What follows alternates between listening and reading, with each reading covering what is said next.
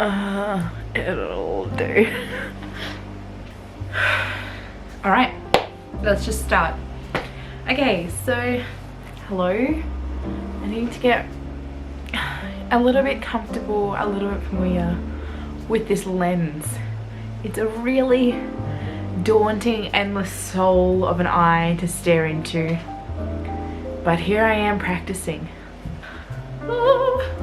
Let's give it a go. So, I want to practice editing a video, and I have all these little video starts recorded everywhere, scattered on my camera and my phone, but nothing complete. It's a bit hard to practice editing when you have nothing to edit. So here I am making an actual complete video just about something easy to talk about so that I can practice editing. I thought I would talk today about mounted Hoyas. I have 3 mounted Hoyas right here as prime example. I'm gonna talk about them because tell me that this isn't fun. You know, once you start having many a plant around the house, you start looking for different and new ways to display them and new places to put them. Where I have these hanging in my kitchen window that I'm having a look at right now, that piece of wire would never hold a hanging pot, ever. It's just way too heavy. These are light enough. It's easy to hang, which is great because if you're renting, you can use stick-on command hooks and confidently know that this probably isn't going to fall off. It doesn't weigh much, even a freshly watered one like this one here. There's no weight here. So there's a number of different genus of plants that would be great to mount. I find Hoyas fantastic because they're just really resilient for how slack I am at watering these. These dry out a fair bit quicker than what a pot of soil would. At least they do in my house. I have a really dry house, a really dry climate. It's really cold where I live and the heat is on, and these dry out pretty quick. But I find Hoyas are a great candidate for a mounted plant around the house. The qualifications to be able to mount a plant is that the plant is epiphytic. Hoyas are epiphytic, which, if you don't already know, just means that they grow on the outside of tree trunks and around on rocks sometimes, out in the wild in their natural habitat. So their roots are used to clinging onto wood. Therefore, great candidate for mounting on a piece of wood. The only supplies that I needed to make these were sphagnum moss, which I have to admit is a little bit harder to get your hands on since the 2020 boom of plants. It's a little harder to find spag. But anyway, some sphagnum moss, one of the boards, the pieces of wood to actually mount on. I have tried mounting a plant on just a plank of wood that I had, and that piece of wood went moldy and didn't work. I found these. It's called corkwood. Corkwood. I assume what corks are made out of. It definitely has a very light, airy, corky feeling. I found these online in a Tasmanian orchid nursery online shop. So they were sold for orchids. Work just as well for Hoyas. I think they were like $6 each or something. They came in different sizes. And they already have this little hook on them, ready to go. I love it. I love it. Apart from that, I used some fishing wire, fishing line, fishing string, fishing line. I think it's fishing line. That sounds weird. Clear plastic stringy stuff that you use while you're fishing. Oh God. I've seen different ways of mounting the spag and the plant to the wood before. I've seen like staples and things. This is definitely not the most aesthetic option, as you can see on the backs. There's just a whole lot of fishing line just getting around there.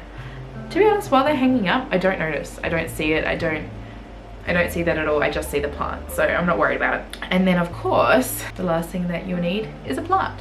And I'll talk more about which kind of Hoyas I would pick for this in just a moment. I thought I'd just go over the care first. In terms of light, Hoyas in general like a bunch of light, so give it a bunch of light. Okay, so these hang in my kitchen window facing inside my kitchen, so I can see them inside my kitchen when I'm standing inside my kitchen. And that means that they're not getting the light from the window behind them. There's actually even the top of my blind that doesn't roll up properly, sits directly behind them. So they're really not getting any sun from the window behind them. The globe in the light in my kitchen. I have changed to a globe that has higher lumens and Siren Kelvin scale, so it's a cool daylight blue light type light. It's a light globe that doubles as a grow light, which is great because my kitchen has next to no natural light. It's very dim, it's very dark in there, so it's the only way I can keep plants alive in my kitchen. This is the light that these guys receive, and Hoyas love artificial light, so win-win. So when I water them, I will either run my kitchen tap to a lukewarm temperature and just hold it underneath the tap. What I've been doing lately, I have a little tub. Oh, I should get it. Just 1 second. Still has some fertilizer water in there at the moment. I just have this little tub here, a little plastic tub from the $2 shop, that I put some lukewarm or room temperature water in there.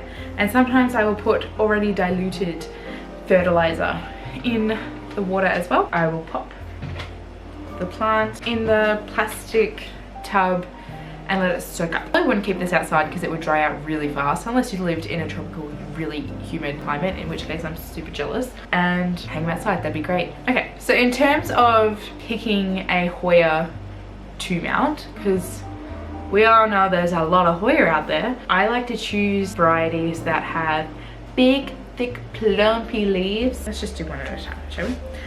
So we can see here I have the Hoya pubicalyx, which has really thick, waxy leaves that I also love, that I can, you know, test how thirsty they are and how soft the leaves get. They hold on to a lot of they hold on to a lot of water. These leaves hold on to a lot of water, which is great because the sphagnum does not. I also have a Hoya carnosa. This is the Hoya that I've had mounted the longest, and when I mounted it, I think it was 2 or 3 leaves, so that's a lot of fun. It has this whole new little growth point happening over here, and this whole stem going up this way with these leaves is also all new. That was not there when I mounted it, so that's a lot of fun. And the most recent Hoya that I mounted up was this super well rooted Hoya obovata cutting that I got off Facebook, which, if you know a Hoya obovata, you know that this is the succulent of all succulent leaves. She thick, really sort of stiff leaves that are also great for telling me when they're thirsty. It's very obvious to know when the mounted Hoyas need to be watered because the sphagnum is a different color when it's wet and when it's dry. So this is pretty freshly watered. You see the sphagnum is pretty dark and moist, and this one here is about due for a water.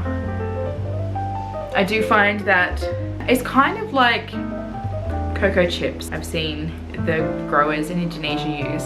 The more often they water those chips, the more water retention the chips have. So originally you might be watering a bit more often, and as time goes on, it's going to hold on to the water for longer and longer. And I find that the sphagnum has been doing the same thing. So this carnosa here, which yes, it is dry now, but I do not have to soak this one nearly as often as my newer ones that haven't been mounted as long, and the sphagnum hasn't been drenched down as often. In terms of humidity, because I'm picking really thick, juicy leaved Hoyas, they're really not phased by humidity, which is fantastic because my house is dry. An example of a Hoya that I wouldn't mount, and I know this because I did and it didn't love it, is this very sad looking specimen of a Hoya Waiatii. It's okay. I did just more recently take a cutting off of this, which is why it's extra small. I'm starting to take more cuttings to try and fill the pot out eventually one day. I mean, there's a lot of pot. That's okay. Anyway, this, although it has pretty succulent leaves, this is the least succulent Hoya that I have in my house that I could show you. I know that you can definitely get thinner leaved Hoyas than this, but this is quite clearly thin enough that it was just not having a great time being mounted. It was not loving life, which is now why it's pretty miserably hanging out in this pot. But yeah, it'll get there or won't. Growth. I can't. I need my glasses. Oh, I think it has any leaves on the way. I told you she's gonna be just fine. Brand new leaves on the way. Okay, so I think that's all I have to say about my mounted Hoyas. I just want people to give it a go. I think they're really cute. I think they're a lot of fun. Okay, let's see how I go editing this. It'll be fine.